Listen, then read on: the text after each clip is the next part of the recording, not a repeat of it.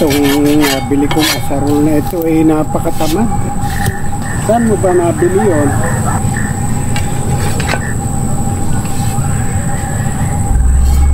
Diyan kay Jimmy sa Santa Maria. Wala, ay nakabili ako ng patsoy doon sa Laksuin, sa amin sa Cavite. Ay napakasipag. Ay, hindi naman siya sa Kalapara, pero napakasipag. Ay mo ko mo isang hapon nakalimutan ko sa bukid. Akalaan yung maaga akong gumising at aking binalikan agad at baka mawala.